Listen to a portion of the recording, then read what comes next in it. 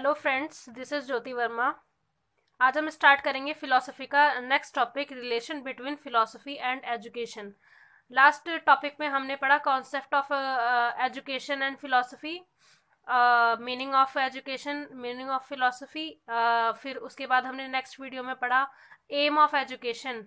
तो M of education में भी हमने एंशियंट टाइम में जो हमारे एजुकेशन के एम हुआ करते थे वो पढ़े। बौद्ध कालीन में क्या क्या थे, मुस्लिम काल में क्या क्या थे, जब ब्रिटिशर्स आए तब क्या क्या थे। तो हमने बहुत सारे उस टाइम के उद्देश्य पढ़े एम ऑफ एजुकेशन की, क्या क्या उस टाइम के एम थे एजुकेशन को लेकर, किस प्रकार की पहले शिक्षा होती थी, क्या क्या सुविधाएं दी जाती थी, क्या कंटेंट हुआ करता था, किस तरीके का क्या क्या हमें उस टाइम पर सिलेबस में पढ़ाया जाता था, कैसा पाठ्यक्रम होता था। ये चीज़ें हमने उसमें जाना कि किस किस टाइम पीरियड में किस किस तरह के शिक्षा में करिकुलम को जोड़ा गया। अब हम पढ़ेंगे relation between philosophy and education, यानी फिलोसफी के साथ जो, यानी दर्शन के साथ शिक्षा का जो संबंध है उसको हम आगे पढ़ेंगे। तो इसमें हम देखेंगे फर्स्ट पॉइंट, दर्शन जीवन के उस वास्तविक लक्ष्य को निर्धारित करता है जिसे शिक्षा को प्राप्त करना है। दर्शन के बिना हमारा जीवन कुछ नहीं है और शिक्षा के बिना भी कुछ नहीं है। दर्शन जीवन के बिना, दर्शन जो है शिक्षा के बिना अधूरा है, और जो शिक्षा है वो हमारी दर्शन के बिना अधूरी है। तो जो दर्शन जीवन के उस वास्तविक लक्ष्य को निर्धारित करता है, यानी दर्शन जो है जीवन के लक्ष्य को निर्धारित करता है जिसे शिक्षा प्राप्त करना है, शिक्षा को प्राप्त करना है। एक प्रकार से हम देखेंगे कि जो शिक्षा और दर्शन है, यानी फिलॉसफी और एजुकेशन है, वो एक ही सिक्के के दो पहलू हैं। जैसा कि हम देखेंगे कि ना शिक्षा के बिना दर्शन का कोई वैल्यू है, और ना दर्शन के बिना शिक्षा की कोई वैल्यू है। ऐसे ही हम नेक्स्ट पॉइंट में पढ़ेंगे, दर्शन शिक्षा के विभिन्न अंगों को प्रभावित करता है। दर्शन शिक्षा के विभिन्न अंगों को कैसे प्रभावित करता है? दर्शन के बिना हमारी शिक्षा की कोई वैल्यू नहीं है।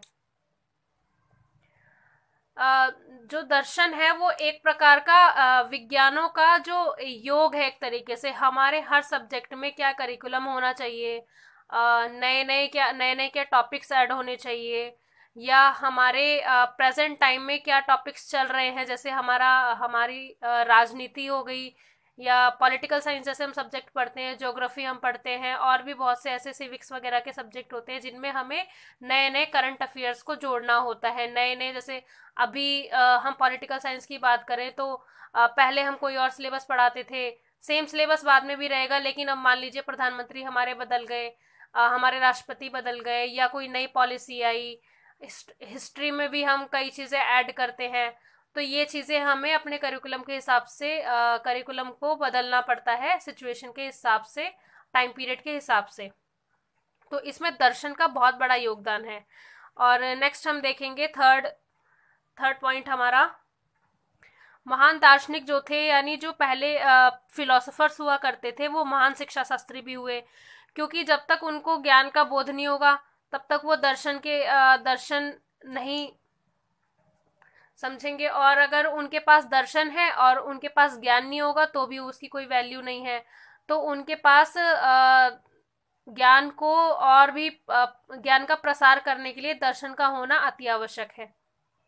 दर्शन जो है वो एक तरीके से थॉटफुल प्रोसेस है। मतलब हमारे माइंड में एक ऐसा स्ट्रक्चर बना होता है कि हमें दर्शन से, जो हमारा दर्शन है उसके अकॉर्डिंग हमें किसी चीज के लिए जिज्ञासा है कि हमें उस चीज के बारे में, उस टॉपिक के बारे में खोज करनी है, उसकी तह तक जाना है, उसके बारे में हमें नॉलेज गेन करनी है, और ऐसी नॉलेज गेन करनी है जिसका हमारे पास पूरा प्रूफ हो कि ये चीज सत्य है, सत्य पर आधारित है। एजुकेशन जो होता है वो डायनेमिक साइड ऑफ फिलॉसफी होता है एक तरीके से। नेक्स्ट हम देखेंगे फोर्थ पॉइंट, शिक्षा दर्शन का गत्यात्मक साधन है। गत्यात्मक साधन से मतलब है कि जो शिक्षा है हमारी, वो जीवन पर्यंत चलती रहती है, वो कभी रुकती नहीं है। जरूरी नहीं है कि हम जीवन भर स्कूल में ही शिक्षा ग्रहण करते हैं। स्टार्टिंग में तो हम देखेंगे कि बच्चा जब 3-4 साल का होता है तो हम उसे स्कूल भेजते हैं। देन वो धीरे धीरे जब उसकी 12th क्लियर होती है तो वो कॉलेज जाता है, उसके बाद और भी कोई पोस्ट ग्रेजुएशन का कोर्स करना है वो करता है, देन उसको जॉब मिलती है। लेकिन ये थोड़ी है कि वो हमेशा ही स्कूल या कॉलेज करता रहेगा, उसको आगे भी जीवन में नए नए तरीके, नए नए एक्सपीरियंस, नए नए तरीकों से नए नए एक्सपीरियंसेस मिलते रहते हैं। जैसे ज़रूरी नहीं है हम डायरेक्ट वे में शिक्षा हासिल करें कि हमें स्कूल ही जाना है या कुछ भी है। हमारे पास शिक्षा के बहुत सारे सोर्सेज होते हैं, जैसे हमने बुक से पढ़ाई कर ली, हमने इंटरनेट यूज कर लिया, हमने अपने आस पड़ोस के एनवायरनमेंट को देखा, हमारे समाज को देखा, और भी बहुत सी ऐसी चीजें हमने अपने घर में जो हमने शुरू से रीति रिवाज को फॉलो किया जा रहा है वो चीजें देखी। तो जरूरी नहीं है कि हम डायरेक्ट वे में ही शिक्षा हासिल कर रहे हैं, इनडायरेक्ट वे में भी हम शिक्षा हासिल करते हैं, कुछ भी सीख रहे हैं। हमारा जो माइंड है वो कभी भी शांत एक तरीके से स्टॉप नहीं होता कि हमने कुछ भी सीखना बंद कर दिया, हमने स्विच उसका बंद कर दिया और उसने कुछ भी सीखना बंद कर दिया। ऑलवेज वो कुछ ना कुछ किसी ना किसी चीज के बारे में नॉलेज गेन करता ही रहता है।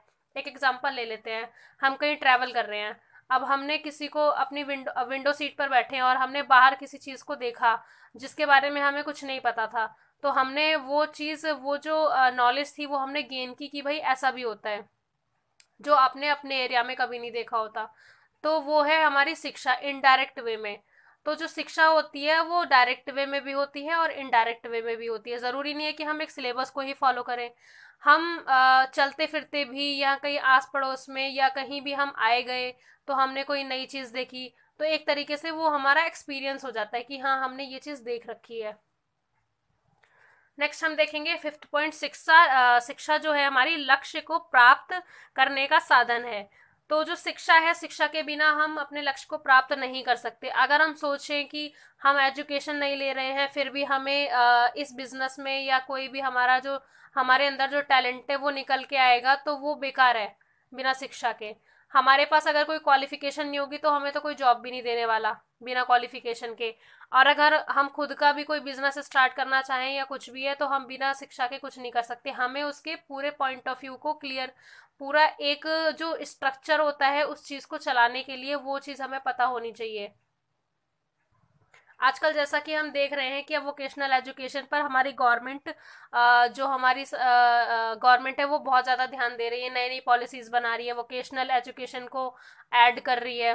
तो बहुत से स्कूलों में अब वोकेशनल एजुकेशन भी आ गई है, जैसे टाइपोग्राफी सिखाते हैं, शॉर्ट हैंड सिखा रहे हैं, ऑफिस मैनेजमेंट सिखा रहे हैं, बहुत सी ऐसी टेक्निकल चीज़ें भी सिखा रहे हैं।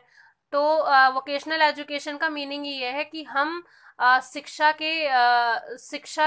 ऐसी दें बच्चों को जो उनके जीवन में आगे काम आ सके। टेक्निकल वे में भी अगर हम देखें तो बच्चों को जैसे टाइपोग्राफी एंड कंप्यूटर एप्लीकेशन एक वोकेशनल, उसमें वोकेशनल के करिकुलम में जुड़ा है। तो उसके अंदर अगर हम थोड़ा बहुत पहले से हम अपनी बेसिक्स क्लियर करके चल रहे हैं तो उसके बाद हमें आगे अपनी जॉब में कोई दिक्कत नहीं होगी। दिक्कत होगी भी तो हम आगे भी कुछ कर सकते हैं, नए कोर्सेज कर सकते हैं कोई से भी उसमें ऐड करने के लिए। लेकिन ये है कि हमें बेसिक्स पता होंगी उसमें कि ये क्या है क्या नहीं है। तो इसीलिए स्कूल स्कूल से ही वोकेशनल एजुकेशन देने की प्लानिंग्स हमारी गवर्नमेंट कर रही है, और बहुत से स्कूल्स में तो पहले से ही ऐड है। आगे हम देखेंगे कि प्राचीन भारत शिक्षा पद्धति के उद्देश्य व विशेषताएं। प्राचीन भारत में जो शिक्षा की पद्धति थी, उद्देश्य थे और उसकी विशेषताएं क्या थी। फर्स्ट था हमारा चरित्र निर्माण। सबसे पहले हम किसी भी शिक्षा का उद्देश्य देखेंगे तो उसमें चरित्र निर्माण सबसे पहले है। जब किसी बालक का जो कैरेक्टर डेवलपमेंट होता है सबसे पहले वही होता है। सेकेंड है हमारा सर्वांगीण विकास। सर्वांगीण विकास के अंदर क्या क्या आता है। सबसे पहले हमारा इमोशनल डेवलपमेंट, यानी हमारा जो संवेगात्मक विकास होता है, हमारा हो गया सोशल डेवलपमेंट, हमारा सामाजिक विकास, इंटेलेक्चुअल डेवलपमेंट हो गया, आध्यात्मिक विकास हो गया, सांस्कृतिक विकास हो गया, राजनीतिक विकास हो गया, आर्थिक विकास हो गया। बहुत से ऐसे विकास इसमें जुड़े होते हैं जो पूरा सर्वांगीण मतलब ऑल ओवर डेवलपमेंट एक बच्चे का होना चाहिए। हमारी जो शिक्षा है, हमारा जो स्कूल है या कोई इंस्टीट्यूट है, कोई भी ऐसा शिक्षा का केंद्र है, उसका सबसे पहले एक ही मोटिव होना चाहिए कि वो बच्चे का सर्वांगीण विकास करे, all over development. Next point है उत्तरदायित्व और कर्तव्य की भावना। ऐसी शिक्षा होनी चाहिए। प्राचीन भारत में जो हमारी शिक्षा थी वो ऐसी होती थी कि उत्तरदायित्व मतलब वो किसी भी किसी भी कास्ट का हो, किसी भी रिलीजन का हो, किसी भी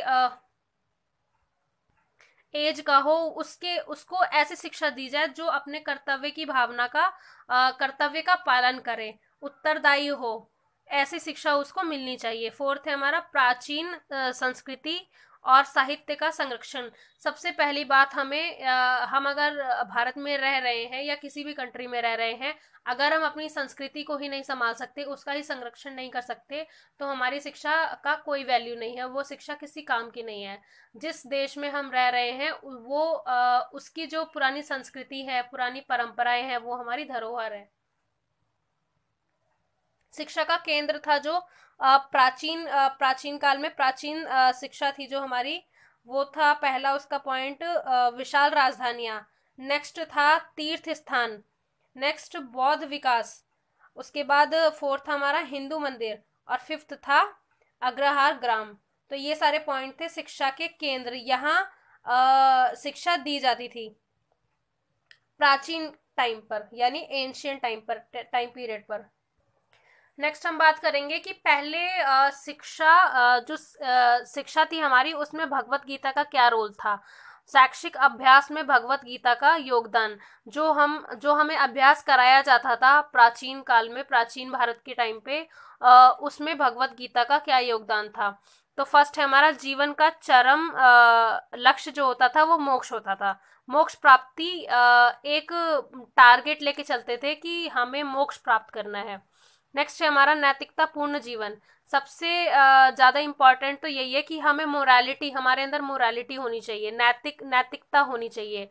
हम किसी का नुकसान ना करें, हम किसी को अपशब्द ना बोलें, अपने जो मॉरल वैल्यूज हैं उनका पालन करें, दूसरों का आदर सत्कार करें। तो ये हमारा जो नैतिकता पूर्ण जीवन उस टाइम पर लक्ष्य हुआ करता था, एक भगवत गीता का जो योगदान था उसके अंदर का ये सेकंड पॉइंट है।